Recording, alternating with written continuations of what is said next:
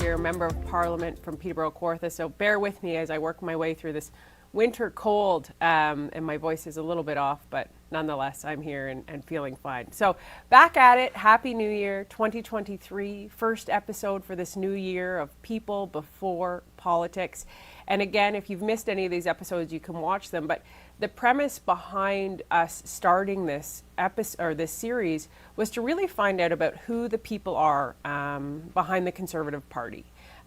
We will interview other people as well, but in particular the Conservatives, because I think when you see the history or who they are, their childhood, what led them to become members of Parliament, experiences that shaped their lives, I think it gives you a clearer idea of what we stand for, who we are, but also gives that human component.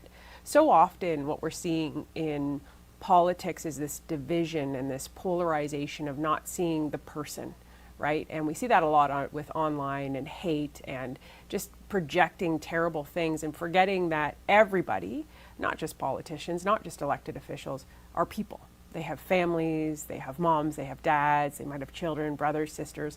And I think that's really important when we have civil discourse. So that's the premise behind this series. And today I'm really excited about this episode because this is, again, you hear me say this every week, but one of my favorite people in the Conservative Party. And I got to know him pretty quick when I got elected. It's Michael Cooper. And for a lot of us, we call you Coop Dog. So I'll give you a little background. Michael Cooper is the Conservative Member of Parliament for St. Albert, Edmonton. He was first elected in 2015. He was re-elected again in 2019 and again in 2021. So much more experience than myself. Michael serves as Shadow Minister for Democratic Reform. He is also the Vice Chair of the Special Joint Committee on Medical Assistance in Dying, or as MAID. You guys have heard me speak a lot about this. He's extremely knowledgeable in this area, and a member of the Standing Committee on Procedure and House Affairs. So that's a little bit about Michael. What jumps off the page, and anybody who's worked with Michael or watched him speak in the House, he never has a note. He is literally a human encyclopedia.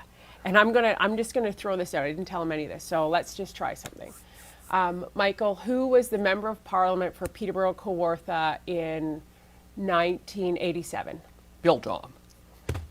You could do that with anyone. We could do this for the next 30 minutes, and he will just do this. Who was the Canadian Prime Minister? Oh, I'm gonna get embarrassed. No, you won't. Yeah. There's no way. We could do this all day. He's just brilliant. Have you always had that trap like that of a mind?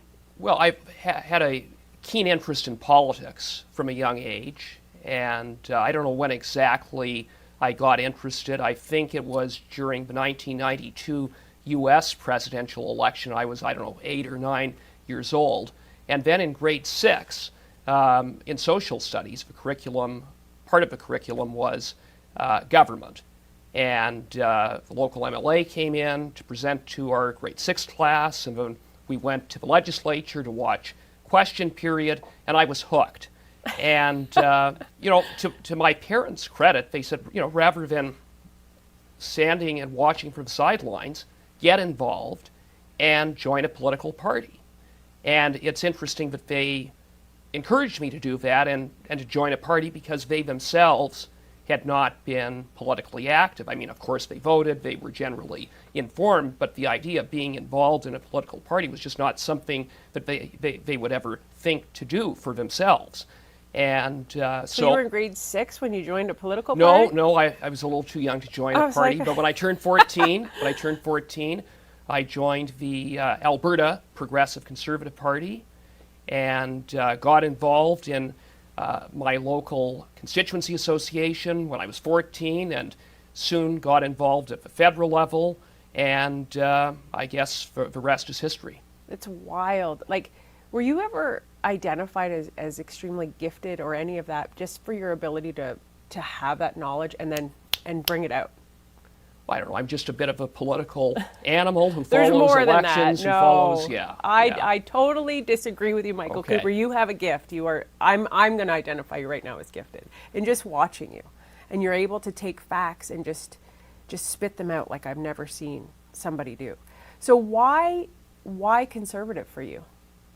Well, that's just my worldview is a conservative one. I believe in freedom and individual liberty, in free enterprise, limited government, law and order. And I don't. There wasn't a specific moment that I said I am a conservative, but by the time I was 14, I really Conservative Party reflected my views, and at the time I was impressed with some of the things that our premier at the time, Ralph Klein, was doing in Alberta, and so that's how I joined the Conservative Party. That's a really interesting question, because what I hear from young people today, and I'm curious if you think where you grew up impacted your political alignment, because traditionally Alberta obviously more associated with conservative values.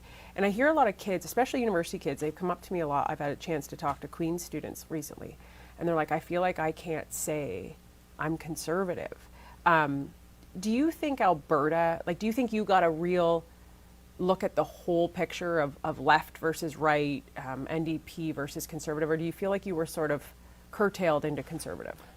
I think I'm a little bit of a contrarian, actually. And, in elementary school and junior high, within the school system, conservatives were not particularly popular with teachers.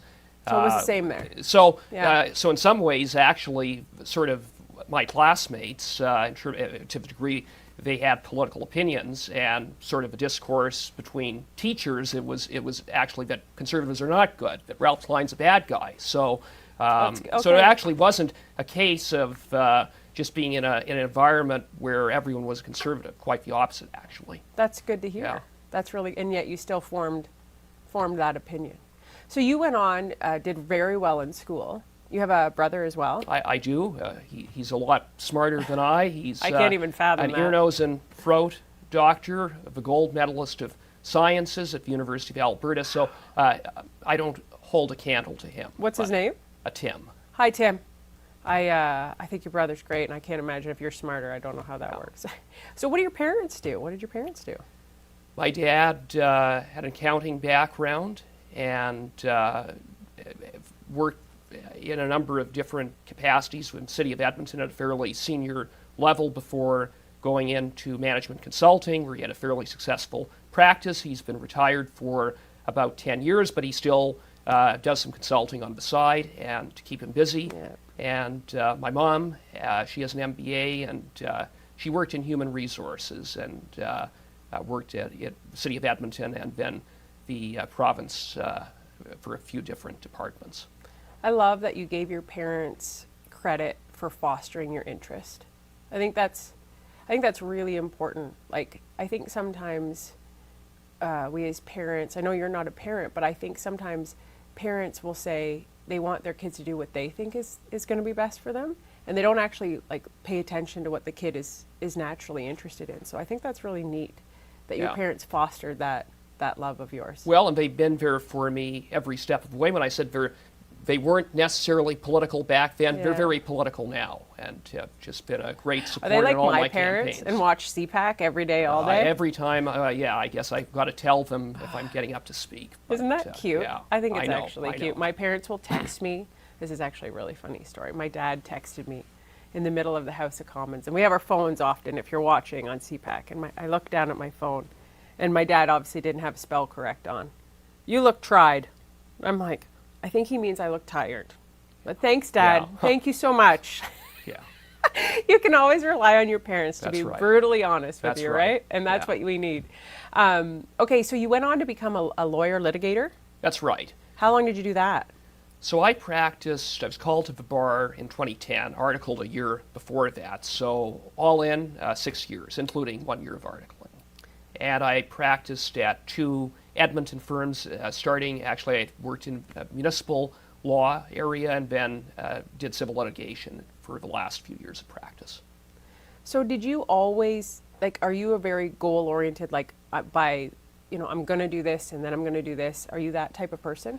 Well, I went into law because I don't know if I wasn't practicing in law, I don't know what else I would have done. But, and it was an area of interest for me, and obviously it's a very good profession. And having a law degree, I mean, you don't just have to practice law, it opens a lot of doors. So it made sense at the time.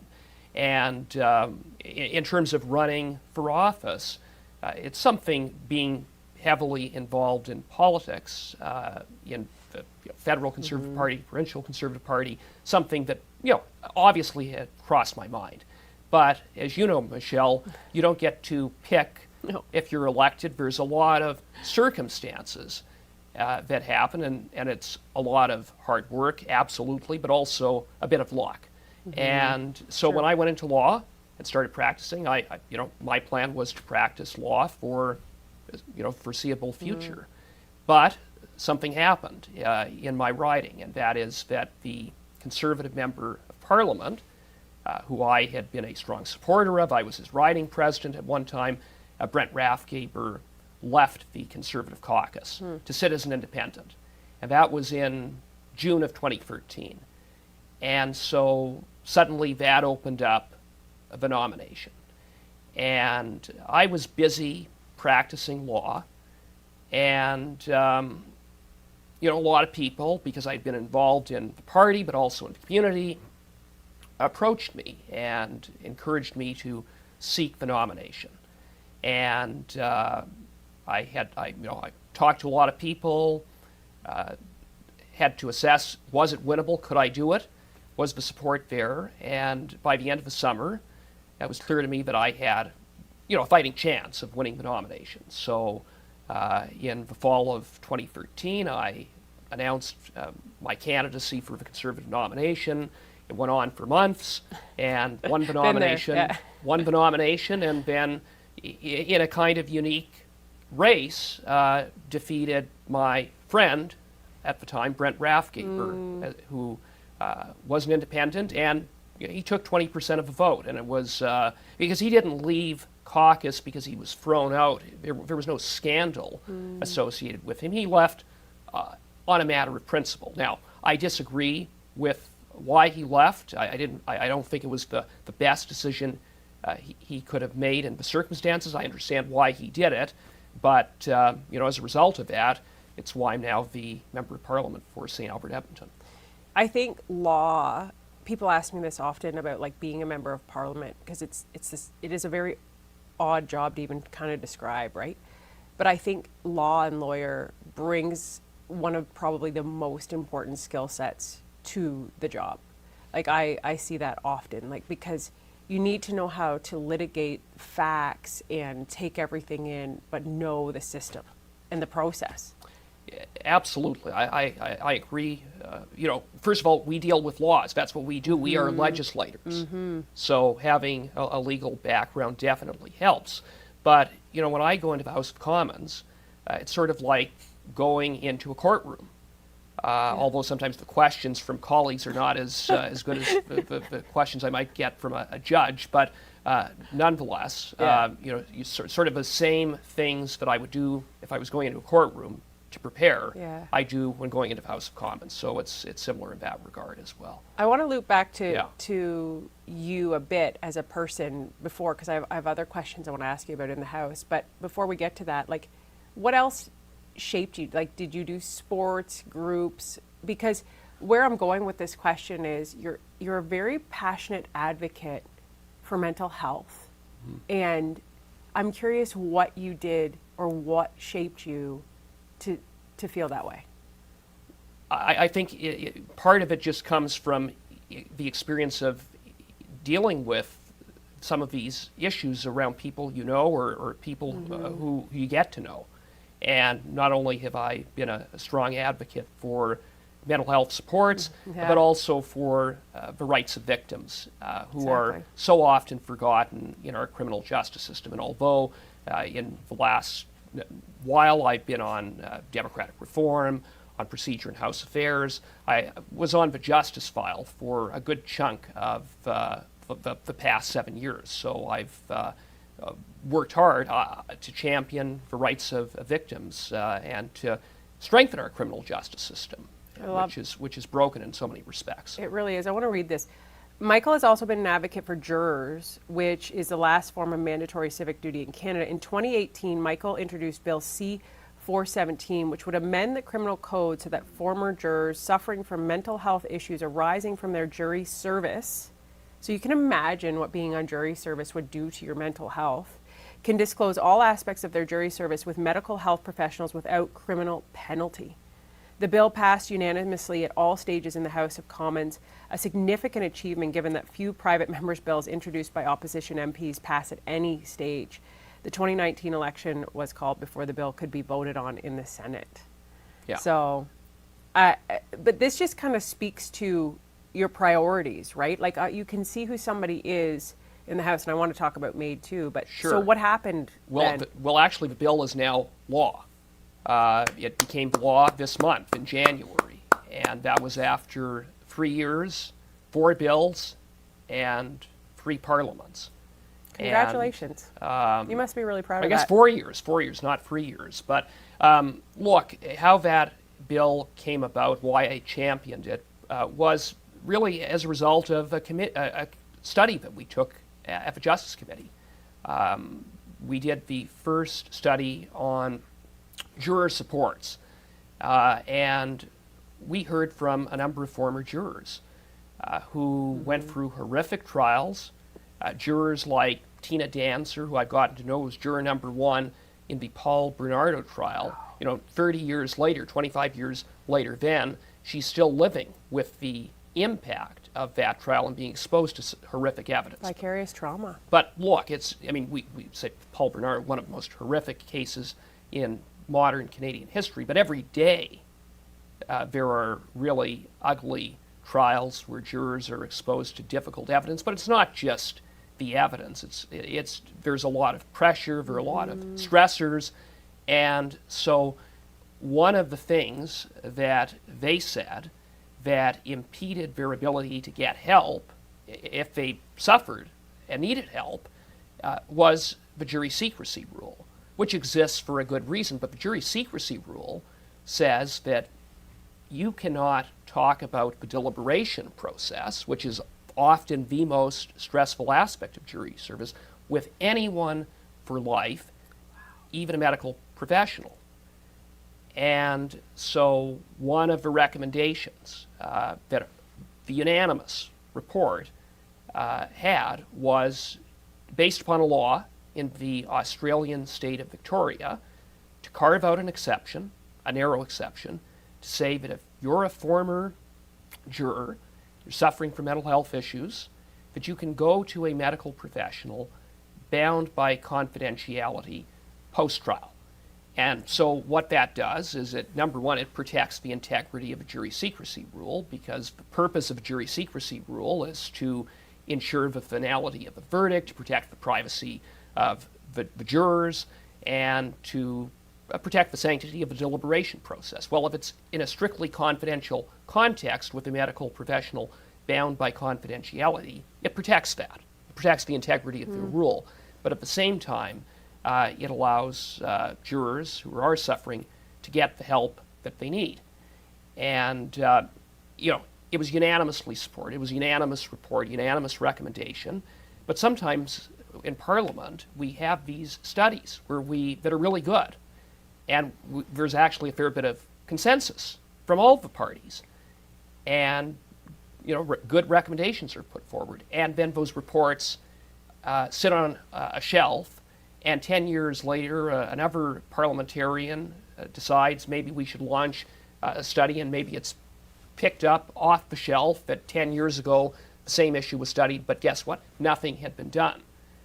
And nothing would have been done unless I had taken it upon myself to introduce the bill. In fairness, I received strong support from David Lametti, the Justice Minister, and my seconder of the bill was Murray Rankin, an NDP MP. So it was really, I tried to work in the spirit of working across party lines to reflect that this was not a partisan issue. This was simply a matter of common sense in which there was full agreement.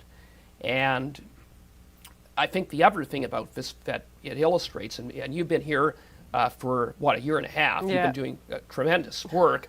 But one of the things that's frustrating about this place is it's sometimes tough to get things done. Here. And, the fact that it took 4 years and 3 parliaments and 4 bills on something that everyone agreed upon due to the process. It just. Can you make a bill about fixing the process, please? Well, that's a whole other conversation that would be. I think, worthy one to have. that story shows why I admire Michael the way that I do, because he has the intellect to do it and to point it out and to say, like, listen, nothing's actually going to happen, and to see it. But that you worked across party lines, that you understand that. But I think what you do, and it's exceptional, is you remove emotion and you're really able to see facts and data, right? Like that I think is really powerful, because I think sometimes in this world, emotion clouds judgment, right? Feelings are not facts. And sometimes we have these very emotional topics and they become like political wedge issues, or they're really used against people. But you are, like, to debate with you, I think you would have a tremendous amount of respect from all parties, because you're very fact driven. And I think that's actually what's missing very much in our current leadership and the current Liberals. I think they use emotional tactics to convince people of things instead of facts and accuracy. And so I think that's a really big value that you bring, Michael. And I want to bring it full circle to MAID, because your work on this file is so important. And this is such a big deal, this bill. And you know what? The world doesn't pay attention to things. You know this. Humans don't care about something until it impacts them, right? You don't notice a red van until you're driving a red van, right? It's kind of how we are.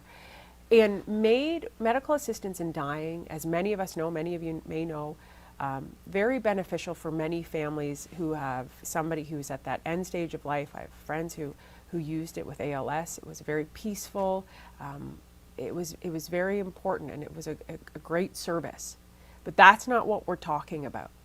So, Michael, there is a bill that will be passed in March that will allow for what under this legislation? Well, so, and Michelle, I know you've been really passionate about this and the impact that the lack of enforcement around safeguards and now this expansion of MAID for people who have mental disorders or suffering from mental illness, and the impact that this is having on some of the most vulnerable people in Canadian society. And what the legislation you're referring to is actually a bill that is now on notice that will be introduced tomorrow. So we don't know exactly what it looks like until tomorrow, but it would be to extend the sunset clause on expanding MAID in cases of mental illness. What does that mean for people who are political? And I was about, it's a good point, because what is a sunset clause? So what happened was the Liberals, very recklessly, had a bill to expand MAID in response to one Quebec court decision. The bill went over to the, and it was a bad bill. There were a lot of problems with it, which we could get into on another day. But it went over to the Senate, and a senator brought forward an amendment to that bill that would expand MAID in cases of mental illness, and that would come into effect in March of this year, 2023, 2 years. And there was no consultation. There was no discussion. In fact, when it came back from the Senate, I thought the Liberals, if they had any sense of responsibility, would have killed that amendment, voted it down, stopped it. But instead, the Liberals, under David Lametti, accepted the amendment. And so that set in motion this expansion for MAID in cases of persons who are suffering from a mental illness.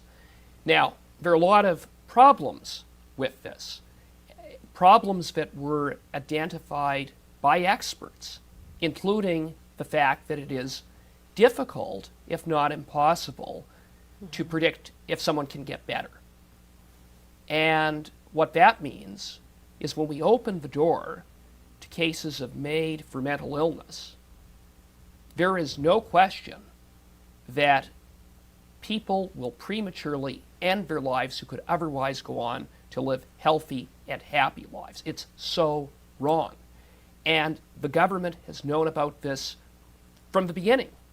But instead of studying it, instead of engaging in meaningful consultation to decide, can this be done safely? Is it appropriate?